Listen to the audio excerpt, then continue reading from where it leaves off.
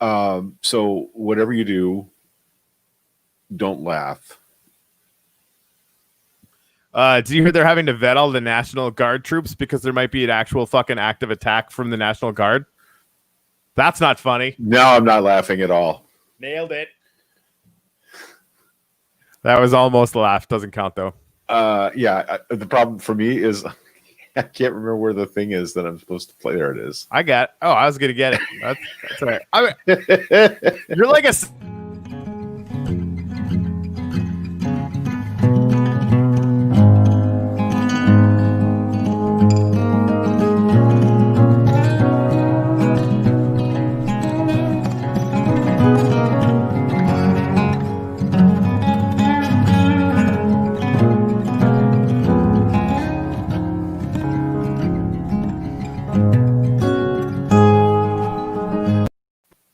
No. What just happened? I broke it. I changed the. Oh, now I wanted to change the brand because I wanted to play something else after. I'm sorry, guys. I like that music more all the time too. Fucking epic fail. Sorry. That's anyway. All right. I mean, sorry we're late. Corey had another thing he had to get done this morning. We're getting busier. You're getting busier and busier. That's a real thing. Yeah. My thing has been actual work busy this last few days, but how are you today? I mean I'm all right. Like I think the biggest, psychologically speaking, the biggest thing for me has been being busy doing something that is fun and valuable and fulfilling and creative and kind of makes all the shit that is like still genuinely fucked up. Like we're still in fucked up town on a fucked up boat with a bunch of holes in it. But I kind of don't have to care as much, which I didn't really have the energy or the heart left to do. So be busy. Right. Yeah, I have mixed feelings about this thing with the vetting of troops and the people calling for it to be held in an undisclosed private location. Yeah. I feel like that's a mistake. It is. No, we have to do it in public. Yes, I remember that.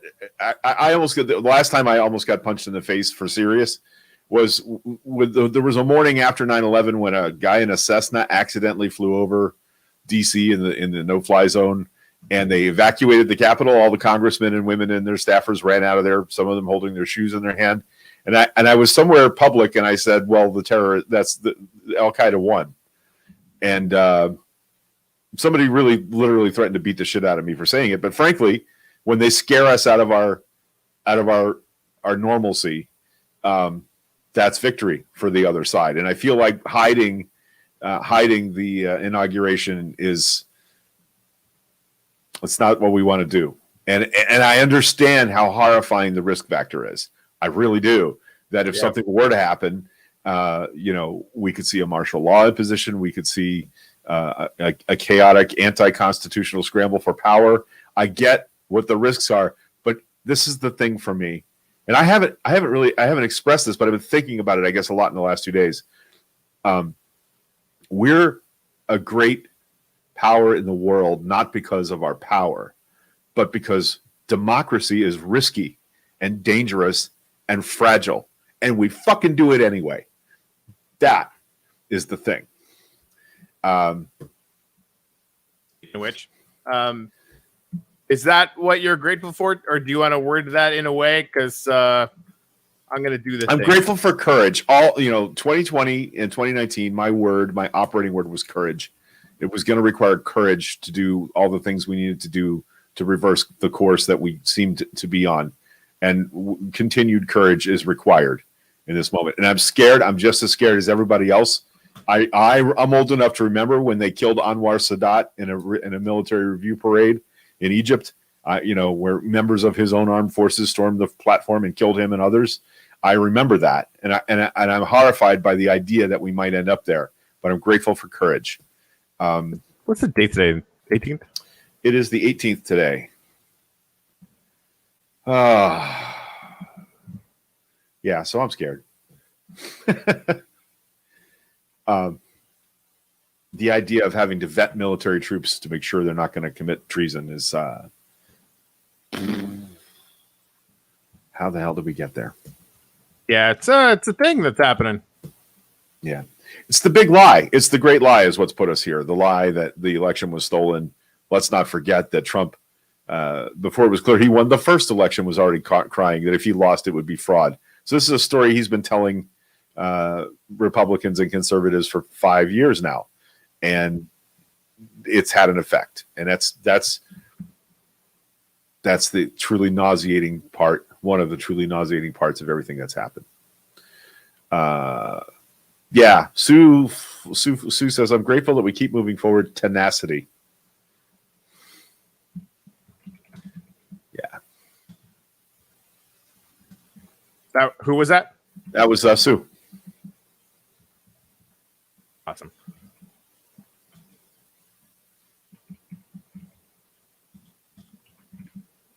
And what do we All got? right. Pick one more. Canty. Eric Canty, grateful for being part of a resilient nation. Cool. Yeah.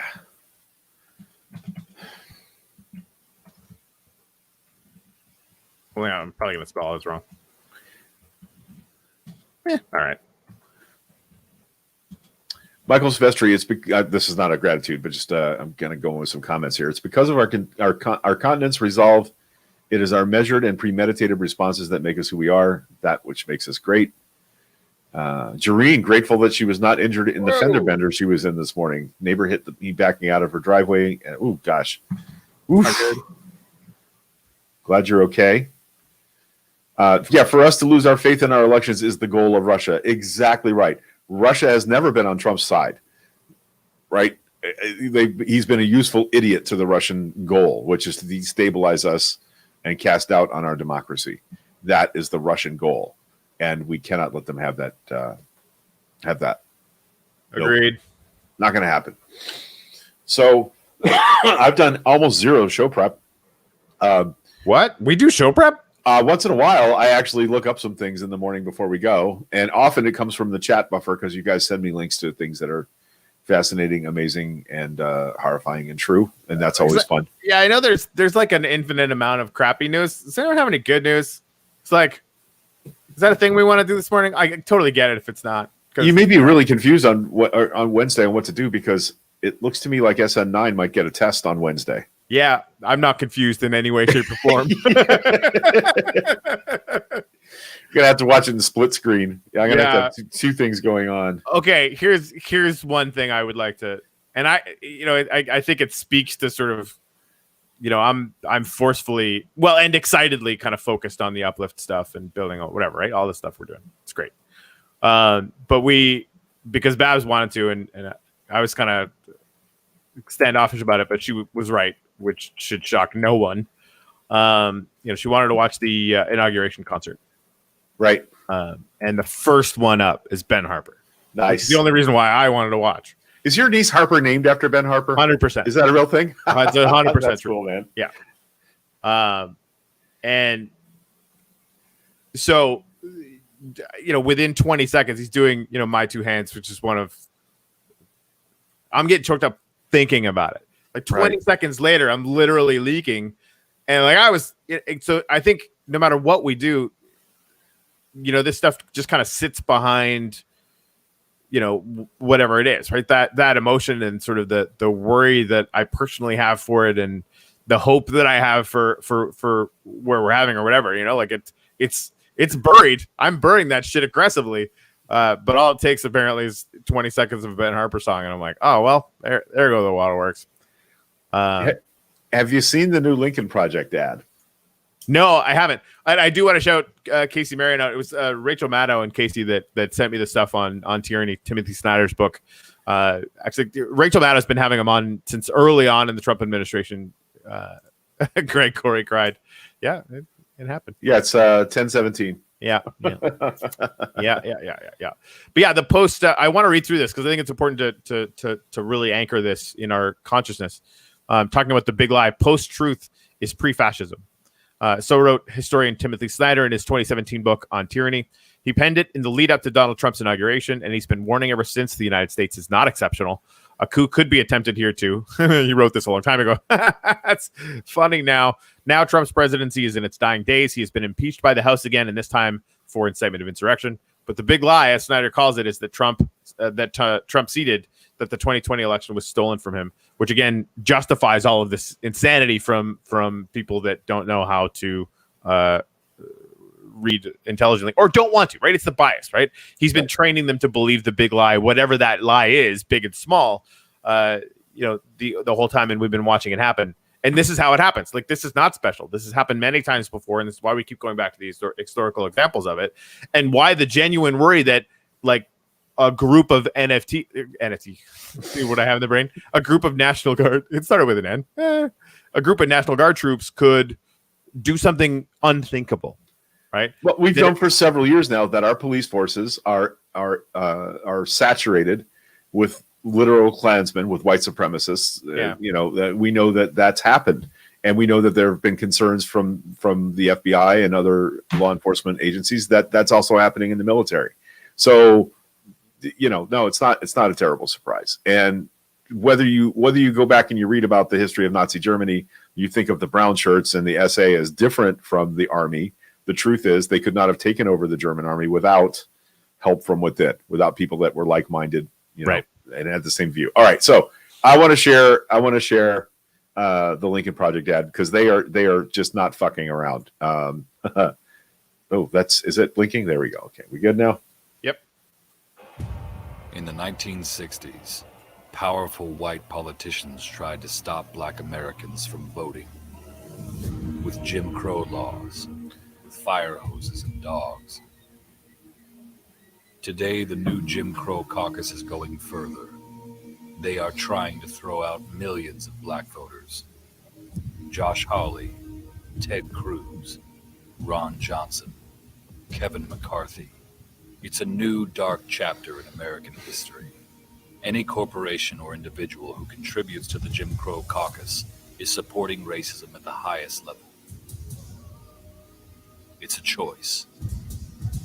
Which side of the Edmund Pettus Bridge do you stand on? Ha! That's some good cake right there. Caucus. The Lincoln Project is responsible for the content of this advertising. I mean,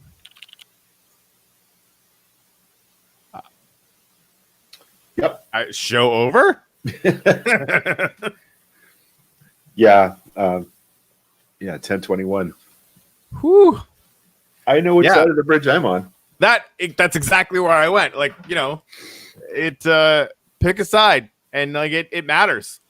If you're, a bystander standing next to the cops that are about to brain John Lewis, you're a fucking asshole, right? Like, understand your position in history, learn from it, and, pick better and pick actively. Because if you just stick around, if you just ignore it, you're still that bystander that's on the wrong side of the street doing nothing. And I don't know about you, I couldn't handle that. Like, I viscerally could not handle being on the wrong side of that line. I watched about an 11-minute clip today, a video from inside the Capitol, and I've been avoiding that. I've been avoiding watching those. This specific one, though, was the guy with the buffalo headdress, whatever the fuck his name is, and the others that were on the Senate floor. And I watched a bit of conflict between them over climbing up on the dais and sitting in that seat. But I also watched them rifling through people's desks and taking pictures of documents and having an argument over whether it looked like even Ted Cruz was looking to throw them over. It was fascinating because they repeatedly, in the 11 and a half minutes of video I watched, said, "We are here to take this place over. We are going to start a new government." Like, there was no question in my mind. These were not people who were just overwhelmed by the moment. They came there literally thinking that they could take over the government of the United States and hold it. And that's a problem. I mean, it shouldn't be surprising, though. And this is why, Trump's getting impeached, and why I think he's in potential very real legal trouble with this. Like, they were told that explicitly, right? It's not like he was hiding it. Yeah. Anyway, that's all. Yeah. By the way, the guy yelling at them to get out of the chair and show some respect was the guy holding the zip cuffs. The lieutenant colonel from the Air Force that was arrested. But he said, "This is an IO operation. We can't lose sight of that. Information operation," meaning, he was specifically telling them, "No, we're here to collect evidence, not to defile the place," which I found That's fascinating. more fascinating than the other stuff that was going on. But then there's nine of them in the room at this point in the Senate chamber. It was a small group, and a Capitol policeman comes in, a young lone Capitol policeman. Guys, could you maybe exit the Senate chamber now? And I'm like, what the fuck? He would have opened fire on Black Lives Matter protesters that were doing that same thing. Yes. He would have come into that room with his gun drawn and shot the fuck out of them. And I was so angry at that response, that lack of response. And again, as brave as I feel about the Capitol policeman, we played a clip from him on Friday that, thank you for helping me, but fuck you for being here. That guy. Yeah. Like, what do you think? He didn't open fire. He didn't pull his gun and shoot people. Do you think that would have happened if he'd have been, surrounded by a bunch of angry, grasping Antifa members? I don't think so. It shows me that they're capable of, like, how many times have we heard, I shot this person that was running away from me because I was in fear for my life, from white cops? Well, gee, I saw a bunch of Capitol policemen the other day who obviously should have been in fear for their lives, not open fire on that crowd and kill people. They're capable of distinguishing between people who mean to kill them and people who, although maybe they're not capable, because clearly they weren't listening when this bunch of armed people that stormed the Capitol killed one of their officers and said, fuck the blue, fuck the blue, fuck the blue at the west entrance to the Capitol as they stormed into the building. Cops have a lot to answer for. And this is kind of proof of our and for their culture, right? Because this is, to your point, like, it's sort of like this for all the evidence that we can see is that this is in fact embedded in policing culture in America. And maybe it always has been, right? But it's that's not going to cut it, right? Like, I want to look at cops who are doing a genuinely difficult job as heroes. If they're standing by action or inaction on the wrong side of the fucking bridge, it makes it impossible for me. Yeah. Right? So, like, clean up your fucking house. And I bet you a lot of them want to do it. This is all you need to know. The president was not moved to the bunker or any secure location at any time during this mess. Of course he wasn't. Guess he was what? watching on TV from the tent that they set up for that purpose. He knew he was completely safe, and so did his Secret Service detail. Not even that he was safe, that it was planned and that he orchestrated it. Yeah. Like, the leader of the army isn't afraid of the army. Anyway, about the uplift. It's my happy place these days. Yeah, I get that, but I'm excited to talk about it. But no, we don't have to talk about it. I just wanted to make that joke. Okay. I get. I mean, at the one thing we come back to, and I sort of still feel compelled to do that. And I'm sure this is sort of what you're suggesting. There's historical moments that we're going to pass through as the hashtag coffee family. And this is one of them, right? And like, do I want to watch rockets and fucking not pay attention to this shit? Yes. Am I tired? 100%. Do I want a nap? Absolutely. Do we still need to talk about the fact that the FBI is having to vet the National Guard so they can have an inauguration where there isn't a takeover of the United States government by force? Probably. Like, I guess. This never been anything like this. Like, there's so much in this last 4 years that's uncharted, unprecedented. We haven't ever been here before. Yeah.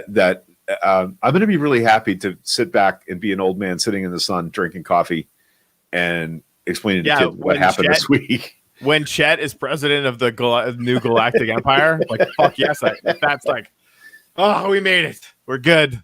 All right, I would like to see a link on this. To hyperabundance. Apparently, Pelosi delivering docs to the Senate this week. Trial must begin at 1 p.m. the next day. We know they have to act. Wednesday's the inauguration, so I would imagine she'll deliver the documents tomorrow, maybe. Because they talked about having a split day on Wednesday where we do the inauguration in the morning. And yep. Oh, my goodness. That was the deal that he cut with McConnell before I won the bet. I did not see that film. I sent you the 50 wax, by the way. Oh, you did see the video of the FBI arresting someone. They gave him a jacket to wear and sauntered to the car. Maybe they stopped at Burger King. I mean, right. It's that freaking the shooter guy again. Like, the white guy that killed a bunch of black people in a freaking church. Like they basically, did they put on kid gloves? Did they give them up and they literally fed them food? Like it just like, there's a reason why we're so pissed off about this. And it's not because this is a one-off, right? Like It's a pattern. This is proof of a pattern. yeah, over and over and over again, right? Like, come on now. Yep. And it's again, like, what are we really asking for really at the end of the day? Just treat everybody the same. Yeah, like that meme that I shared that got a lot of mileage. We're not asking you to shoot them like you shoot us. We're asking you to not shoot us like you don't shoot them. That's the Black Lives Matter view, right? Yeah. How about we don't shoot anybody who's protesting? Right. You'd think this would be like filed under Mr. Obvious Pants, but apparently not. Yeah, and Virginia reminds us. And see, this is why I think this show matters to those of us who pay attention to the show. There is footage of them dumping handicapped people out of wheelchairs while they were protesting in the Capitol for the rights to health care, to not lose their health care. They are capable of arresting people praying in the center of the Capitol Rotunda. Mr. Reverend Warnock, who was just elected to the Senate, was arrested 3 years ago praying on his knees in the Capitol Rotunda. They can arrest those guys, but a bunch of assholes rifling through desks in the Senate chamber. I don't know. Could you guys maybe leave the Senate chamber? Come on, man. Come on, guys. Come on, really. Fuck. That's not okay. And I understand he was alone, and I understand they were vastly outnumbered, but why were they vastly outnumbered? Why? Nah. I like turtles. Yeah.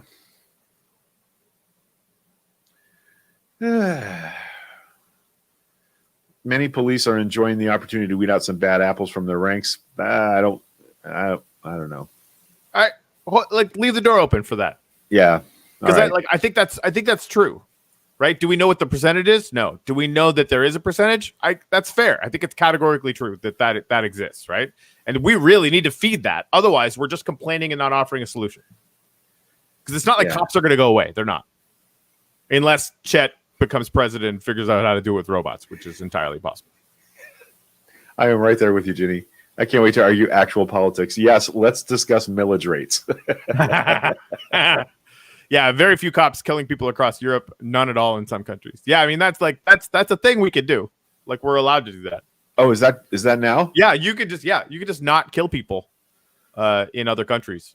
That's like a thing cops are doing these days. Like de-escalation is like a whole thing. Okay, I'm looking up what are we talking about right now? Look at the bottom of the screen. Oh, fuck. Okay. I mean, Yeah, I don't see a Casey nailed it. That's going to happen all day. And I'm more concerned about state capitals. I'm more concerned about governors who aren't going to. That's not do you crazy. think Florida's governor is going to take this seriously? Okay, can we talk about? I don't even want to talk about this again. We probably have to. You guys know I'm a bit of a fan of Andrew Yang. That's never stopping. He's running for mayor. He keeps like just biking. He just bikes through New York now. That's his whole campaign. Like, I'm gonna bike through New York and just say hi to people and like film it and put it on YouTube. He gets like 50 million views or some stupid number every time they put a video up. It's genius, right? And so he takes his wife Evelyn out for I think it was for their anniversary or something. They're eating Chinese food, something like that. And Matt Gaetz, the raging fucking ass clown, gets on Twitter and basically says, "Now down in Florida, we eat like human beings." Like, to say that he's a racist piece of shit is probably too kind. He said indoors like human beings. What? He said indoors. We eat indoors like human beings. Is that what he said? Yeah. I don't give a shit. Our restaurants are open. Aren't we awesome? I don't give a fuck. Like, it was brutal. Anyway, Matt Gaetz sucks, and I want to apologize for all of Florida. Okay, you keep going for a minute or two here. I'm looking something up. Well, what do I want to talk about? I mean, the inauguration thing. Like, I guess I'll watch it. I just want it to go okay. That's pretty much like, let's get to work, which they're doing, right? I guess that's, to me, like, I'm starting to, and Michelle's been getting word of potential movement in the vaccine situation or whatever. Anyway, just looking at Janie's comment. Not super worried about Yang being perceived to shoot himself in the foot. He sprayed whipped cream into some guy's mouth on his knees. It was a That's a joke. Rocky Horror Picture Show. It was thing. fucking funny, and people are like, "Oh my god, you can't do that." I'm like, "Yeah, well, he did. It worked out. It's fine." You know, and that's like, right. He's gonna have what some people will perceive as missteps, and I'm probably not gonna buy into too much of that. All right, I'm gonna dip into this audio for a second here. There's a short video where there's smoke rising from the area of the Capitol. Anyway, so Biden is, and team, frankly, are going to be doing some things right off the bat that I think is going to be really awesome to see over the next couple of weeks or whatever. So that'll be good. If we can just get through this week, so I kind of just want to I just get through it, sort of, which is kind of lame, I guess, but that's where I'm at. What's going on there, G Money? They did, in fact, lock down the Capitol because of an external threat. Garrett Hake is inside the Capitol, says, not sure how serious it was, but they're being, abundance of caution, kind of cautious. So nothing's on fire. I don't see any dead bodies. So good news. Oh, my. It's going to be that kind of week. Can we talk more about Chet being Lord of the New Galactic Empire? Because the more I think about that, the more I'm like, this is something we should actively work towards. Oh, cool. Now there's armed but peaceful demonstrations going on. Guess where? Michigan State Capitol. It's not like they've had any serious threats to their security and well-being there. Awesome. Do you think we could? And I'm going to stop talking about this because I know we have to talk about the fact that the World One is burning down. Maybe we could make him the overlord of Western City as a little trial before he takes over the Galactic Empire that will someday exist. But for real, we'll discuss that later when the United States isn't trying to have a bloody coup.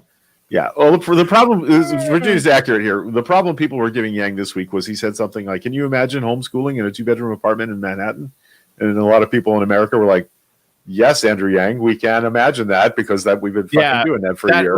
But that's the thing. Like that was a little. Again, like if we're gonna, this is why I'm not interested. I'm not interested in this at all. 99.9% of what he talks about is the actual things people like that are going through.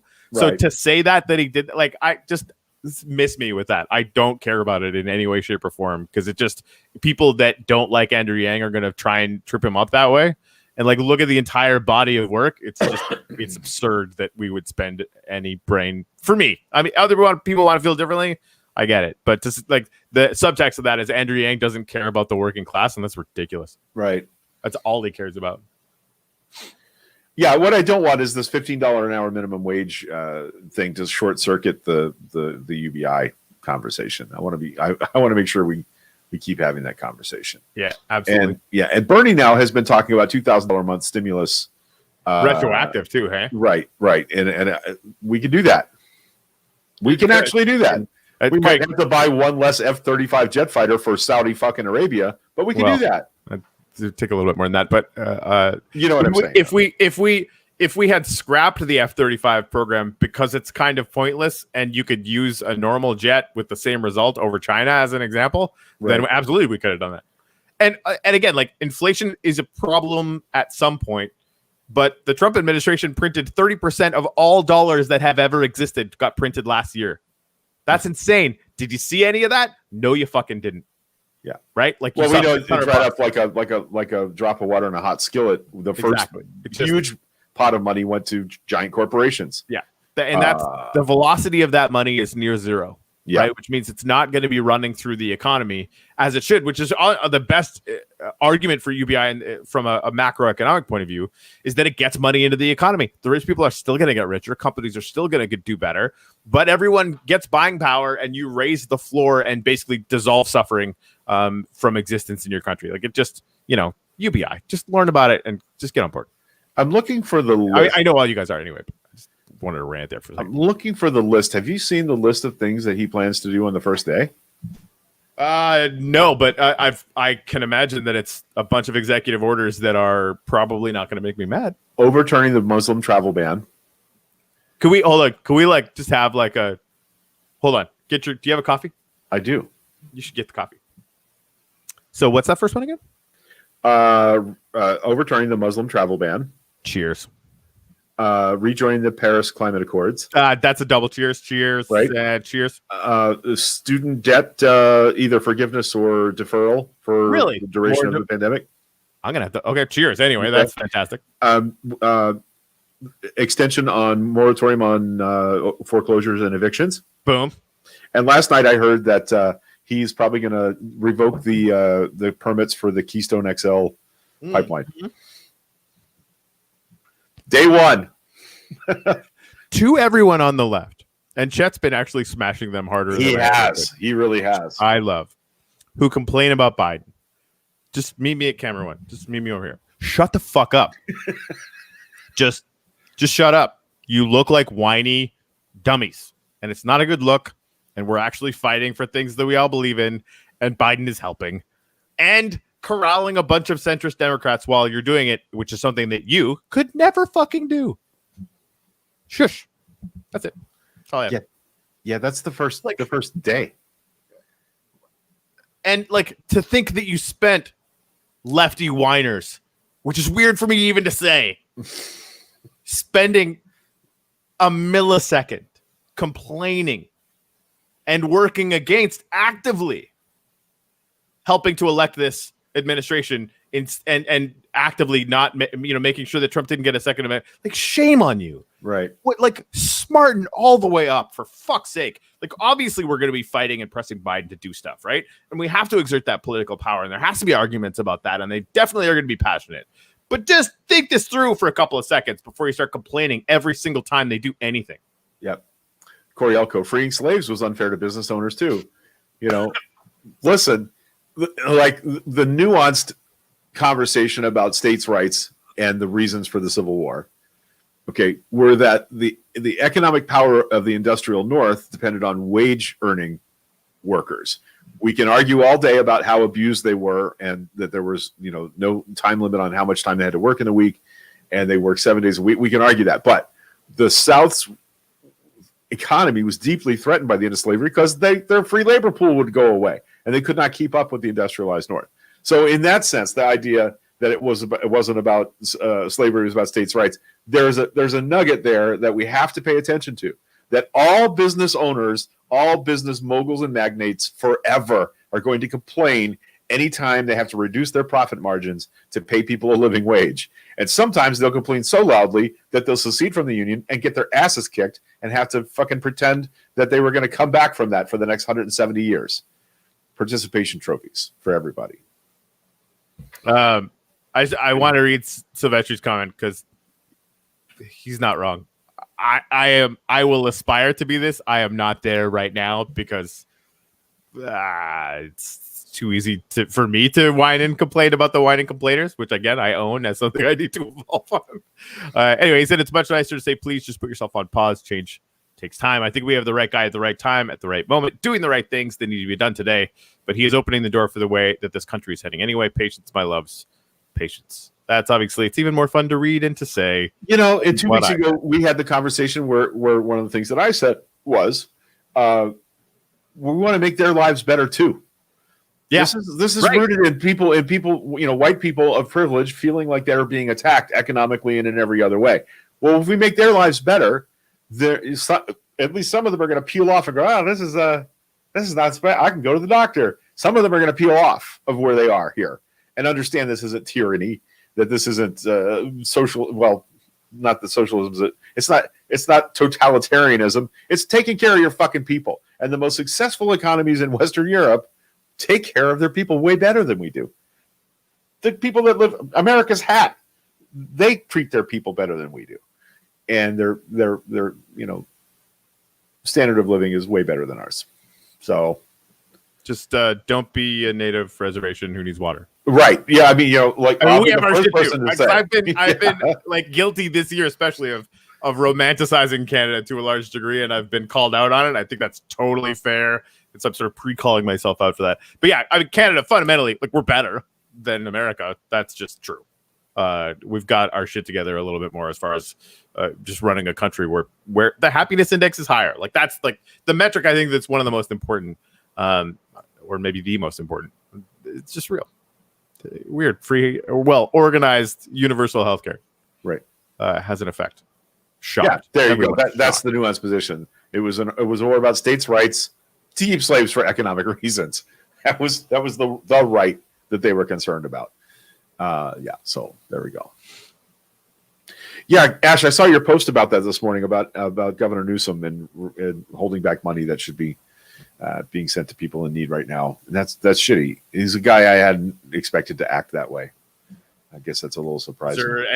Do we have any sort of whys? Like, is there any justification for it? Ash has a big post up about that on her Okay, page. I haven't read it.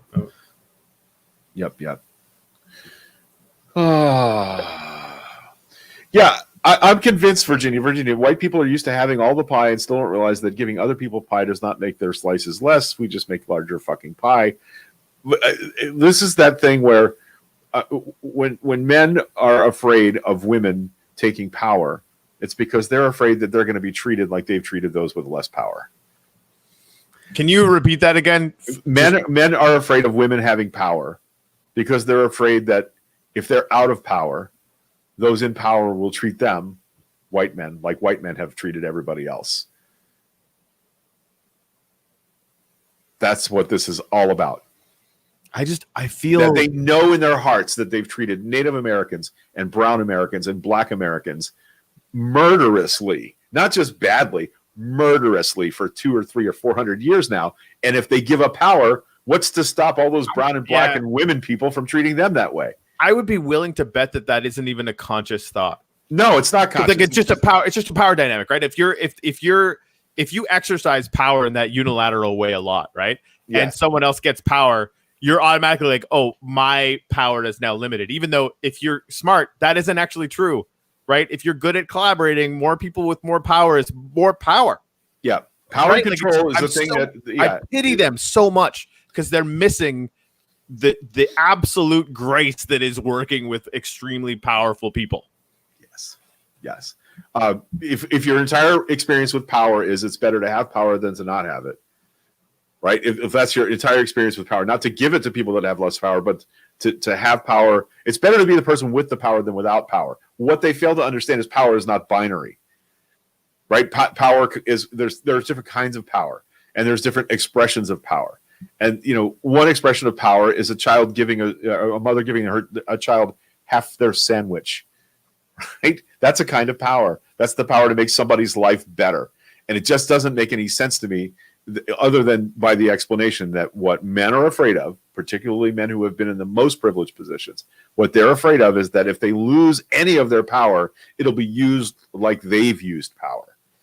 And that's what scares That's their whole understanding of it. Fucking know. Right, exactly. Like that, they know that power for them is exerting it in some form of it's power over, right? The what's her face, Brene Brown, like that podcast with it's spectacular. Wasn't that with Biden?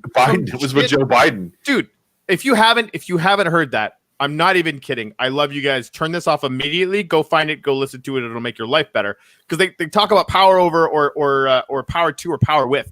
And I mean, there's a couple more. I can't remember them all, but like that demarcation is basically what we're talking about. Like for the people that see power as power over, which is the whole thing that we're talking about now, you can spot them a mile away and they're always going to act the same way. And they will assume that everyone who is trying to get power is doing it for the same reason, right? So we're all over here like, and honestly, it is kumbaya, but in the good way, not in the sort of cynical or ironic way. Like, and I am bringing the uplift into this because that's sort of the most visceral place where I feel this all the time, right?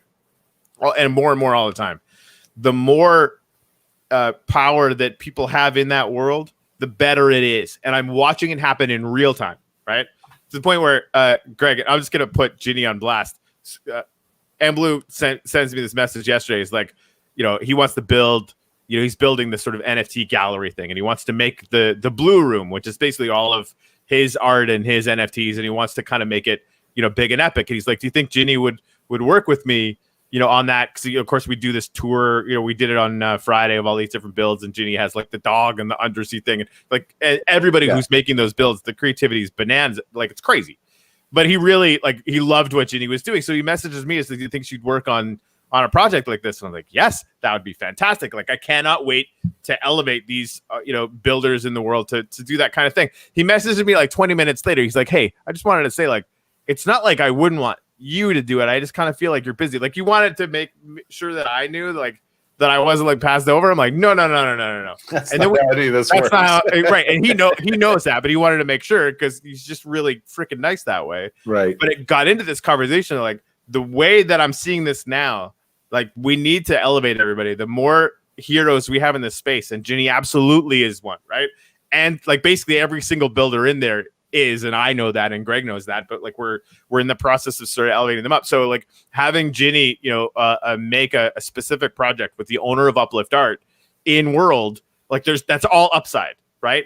And it makes, and just even if I wanted to look at it selfishly, it makes me much more powerful, just in myself, right? Because I'm surrounded by people whose creativity is tapped, and they're excited, and and I genuinely feel a deep, deep pity for anyone who doesn't get that, because they're never going to win in any way that history is going to be kind to, frankly. Right. I did put the link to the Brene Brown, Joe Biden interview. So good in the comments. It's remarkable. And like my mom and I, she taught me how to work in the field that I work in domestic violence counseling. Right. She's the person that mentored me in this field, and she listened to it. And like, we always talk about 2 kinds of power, but this broadens that out to like 4 kinds of power that are expressed. And it's brilliant. We're working on implementing this in our BIP program, our Battery Intervention program. Like it's that central. And the idea, it wasn't that Brene Brown was telling Joe Biden about these things. It's that Joe Biden was naturally expressing the things that she had laid out. Like it was part of his makeup as a human being. It's part of his makeup as a leader of other human beings. And like I had not been really excited about Joe Biden until I listened to that podcast. Yeah. And I recognized that this is exactly the kind of leader that we need right now. 4 years from now, maybe a different situation. It may be time for us to put. Oh, we're going to need another kind of leader. Presidency. Yeah, Kamala Harris is probably like that too. And after 4 years of working with Joe Biden, if she's not, and I think she probably is, but if she's not, she will be. We'll know. Yeah. Right? Yeah. Also, this is the thing, and I think this is an Atlantic article. I didn't read into it. I read the little synopsis at the beginning of the article. Kamala Harris knows things that no male president or vice president has ever known about the power dynamics between men and women. She knows, like the things that were shocking to you to learn about Bab's life. Right. You were listening to that thing about consent. The radio, like the things that you learned. Think about it. You're in your 40s. I'm in my 50s. We had to learn those things, right? Kamala Harris coming to real power in this country knows those things now, and so anything that they do as an administration is going to be tempered by someone sitting at the table with them, expressing that knowledge from a position of power, not from a lowly staffer trying to get the attention of men in power. Right. It's going to be driving the conversation instead of following as the leader of the Senate. Yeah. I'm super excited about that. Me too. She's like, maybe, and again, the leader of the Senate, I think, is usually just kind of pro forma, but she does have a microphone. And if she wants to make them cry, maybe she could. Because and again, like Greg and I laughed about this when she made Kavanaugh cry, which of course did not end that well. But at the same time, like, Corey Elko's comment about liking powerful women, I think this is something that men who get attracted to the show kind of have in common, because it's a thing. Yeah. And watching her make Kavanaugh cry was good. All right. Hey, God, we've done 52 minutes already. Yep. Wow. Well, I was a little late. Sorry about that. Oh, yeah. Okay. We've done nearly an hour. I'm concerned about. I want to loop back to this thing we started with at the top. I'm really excited about a Joe Biden and Kamala Harris presidency. I think this is going to be a pretty remarkable 4 years, and I think it may lead, like you say, to kicking open the door to recognizing that progressivism is not totalitarian communism. We're not going to turn into fucking Russia or Venezuela here, right? We're much more stable and and constant than that. But I am concerned with all of you for what happens on Wednesday. I am scared, but it needs to be public. The inauguration has to be public. Stepping back from that is giving terrorists power. And it's risky. Guess what? Democracy is risky and dangerous and fragile. And you're brave when you do it anyway. Kennedy had to ride in an open car in Dallas. He had to. And he knew, even though everybody told him not to, he knew he had to. We need to do the work to secure it as much as we possibly can, which is sort of like that's the work at the gestalt level, the macro level, doing the work to maintain democracy. It's not different, right? And that is exercising power in a lot of ways, and the National Guard power with guns, because there are other people with guns who are apparently like anti-democratic fascists. Like that's a thing now that we get to, they're out and proud about it. So that pun intended. Yeah. Are you scared? Good. Don't ever let them get out and proud about it again. Like this is the thing, right? We have to relearn this lesson. We had to learn it in World War II. We had to learn it in the Nixon administration. We have to learn it now. I'm not optimistic that we won't have to every 15 or 20 years gird our loins and tighten down our chin straps and go to battle against fascism, because it's obvious to me now that it's been at work in our country under the surface for decades, in the way that minorities are treated, in the way labor is treated, in the way we break people by telling them to go to work sick, right? Suck it up, Buttercup, go to work. My dad, if your ass falls off, duct tape it back on and go to work. That was my dad, and my dad died at 55. Okay, so we've taught people how to be martyrs for capitalism, and I think maybe we could find a better way. And I think this may be our opening to see that seriously. Capitalism destroyed our economy. Capitalism killed 400,000 people this year because we were too terrified to close the doors of businesses and pay people to stay the fuck home. And 400,000 Americans are dead. And that, like, capitalism as an ideology where people can't think outside of it, right? It's like, again, like, capitalism is a tool. If you let a car keep running, it'll run you over. Yes. And you like, being ideologically fervent with that is not useful. And it you're going to see gains in some areas, but you're also going to accidentally kill 400,000 people because you couldn't think outside the box, while looking at Canada, who solved it, and England, who solved it, and France, who solved it, right? Like, it's a real shame. Like, ideology just shouldn't be a thing people adhere to. It's like maximalism with Bitcoin, right? People who are Bitcoin maximalists, it's kind of sad because Bitcoin's amazing, but it's not the best thing. Right? It's it's the biggest thing right now. It won't be forever. It's ridiculous. Don't be silly. Yeah, we didn't talk about the fairness doctrine, Melanie, but you're absolutely right. That's a thing we should be having a conversation about. Furthermore, we're shutting down Twitter accounts of people that are saying awful things. Where's the FCC in the conversation about whether OAN and these other right-wing news groups are telling the big lie repeatedly and causing this, giving shelter to this idea that the election was stolen? Got to be something we can do there. I haven't seen a list, but I was told that he's going to issue a bunch of pardons tomorrow. Yeah, I mean, of course he is, right? Yeah, that's the case. They can be forced to testify against him. That is the case. So that's interesting. Yeah, I'm right there with you, Ash. Mixed economy with leaning towards socialist democracy. We have to take care of people. We have to take care of people's health. For God's sake, we just map ideas from the countries that are doing better than us. Never mind the isms. Like, fuck the isms. Right. What works, right? Like, they don't. And again, like, obviously, I agree with Ash. Don't get me wrong. Like, and those that kind of words. But I want to even move past that. What specifically is working in Canada that we're not doing in the United States that's making people's lives better? Let's do that, and just like have that as a core principle that we push over and over and over and over and over again as the work of the rest of our lives. Now, granted, like, hopefully we might conceivably get to UBI before Canada does, but other countries might get it before us, and then we're going to study that problem, whatever. And so I think, sorry, go ahead. No, here's the bingo. It's also not capitalism if we keep bailing them out when they fail. Yeah. That's socialism for corporations. Yeah, right. I'd I mean, rather focus that money on people, individual people who are starving and getting evicted and living in the bushes in front of the fucking Hudson Walmart. For fuck's sake. Yeah, we're in a big fight, guys. We're going to be there for a while. Yeah, I mean, honestly, probably perpetually until until Chet is the High Lord and Commander of the Galactic Empire. Which again, we should just start that now. It might just start with one city in the Uplift, but soon all governance will be modeled after the Uplift anyway. So that'll be good. Yeah, that joke deserved more attention. I'm sorry. I was reading some comments there.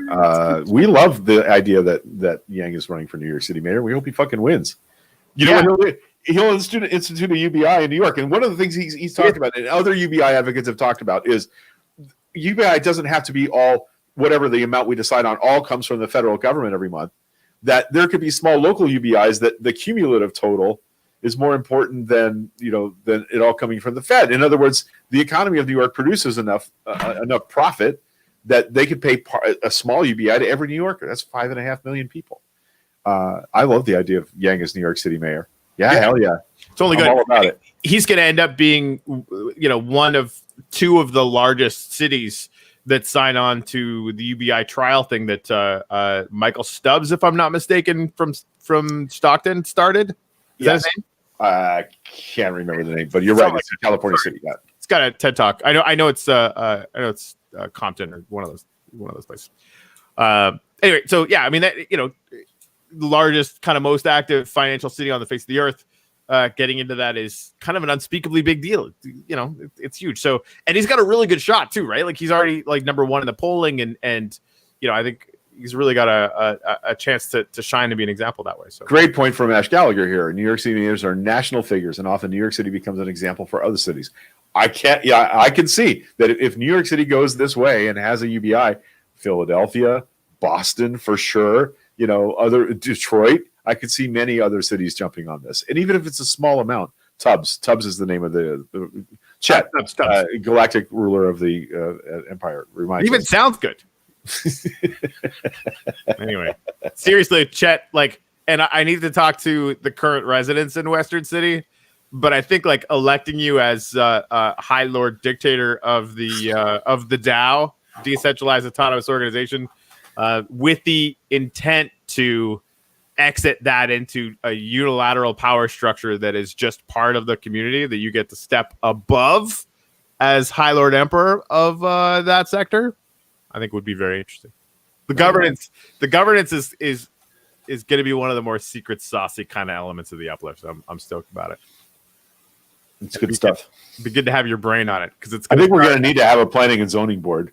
Well, that's the thing. These are getting chaotic already. Right. And I think in each sector, because I don't have, I'm sort of doing all that right now because I sort of have the highest sort of 30,000 foot view of the whole thing or whatever, right? But it is my absolute intent to exit from that myself and delegate that to whoever, whatever governance structures want to do it responsibly. I need to do that because I want to have the brain space for it, and I don't want to. So. Corey is the flying Corey monster. Ramen. All right, cool. Dictator of the decentralized organization. Yes, exactly. I'm in charge of me. Exactly. And I'm merciless about it. Right? I'm mercilessly in charge of this decentralized organization that is under no obligation to listen to me. This is the way, Chad. I am their dictator, and I have their permission to say so. Yes. All right. Everything about this is fun. Chet, I want to get you, if you're game, because I want to have your philosophical mind attached to this in this specific way, because it will selfishly make me more powerful, and the rest of us, frankly, which is the point. Melanie C, we would love to have you come be a high goddess of art in our Minecraft world. We have some pretty artistic and creative people in right now. If you get the Minecraft Java edition, PC laptop, it won't work on the console versions, and you want to come join us putting blocks on top of other blocks and making artworks. We have a lot of art floating around in our world. You should watch some of our videos on YouTube. We've got some super creative and amazing people in there right now. 100%. Team so- up with some current builders, and we'll get some of your art pieces actually installed as 3D. She's art. a hell of a painter. I don't know if you know. I know. that. I do know that, and it's really good. And I look forward to that aggressively. I just feel bad. I can never remember which Carolina she lives in. I get that wrong all the time. So, all right, let's wrap this up, man. I want to go have some lunch and maybe play some Minecraft. I haven't done that in a couple of days. It's a good idea. I have a bunch of videos to finish from the builds. I'm doing a video for every single one of the 26 new builds that exist in the world, which is a lot of work. It's going to be fun when I can delegate that. Minecraft Java Edition, Melanie. That's the world we play in. So we have a server that operates now, and we've raised money for charity in the last few weeks to build a school in Haiti. It's us, right? So it's going to be a gratitude component and a doing good in the real world component. If I had to describe to somebody totally new to it who's never played it right now, because we're playing in creative mode, Melanie, imagine that you had every Lego set ever at your fingertips, and you could build things in a virtual world with it. And like those weird machine Lego spin-offs. Yeah. And a garden. Yeah. And dolphins. Right. And maybe monsters. Maybe. I was looking at those videos again. The Jen's like hot springs one with those like aliens from the Nether or whatever. Like what? Right now we're sort of focused on architectural art, but there's a lot of other things that can be done. So yeah, Bionicles. Thank you, Melanie. Yeah, exactly. That's the one. That's what it is. Yeah, no, I will actually absolutely message you a link to our information. We'd love to have you do it. Mm. All right, we ready to get out of here? Yeah, I think we've said enough. agreed. So we're going to do a show on Wednesday morning. The inauguration starts at noon, but I'd like us to do a 10 o'clock show and sort of lay out what we can expect from the day. You good with that, Mr. Man? Assuming that's me, yes. And I think we'll just hold it off if we need to go live for positive or whatever historical things. We can just kind of do it, and maybe we'll go live for the. I don't want to go. That's the thing. Like I was going to say, maybe we could go live for the hop test if it sort of doesn't really intercede with too much other stuff. But nothing compares to watching the hop test with Everyday Astronaut and SpaceX in two different screens. So one last thing about Kamala Harris is swearing in. She's going to be sworn in by Justice Sotomayor. Okay, and on the Bible that belonged to Thurgood Marshall, the first African American Supreme Court justice. It's 11:05, and we're crying again. Sasquatch is real, and the world may get better. Hit the button, Corey. Chet will soon be your galactic overlord. Bye, guys. We love you. but with consent. Right. Probably.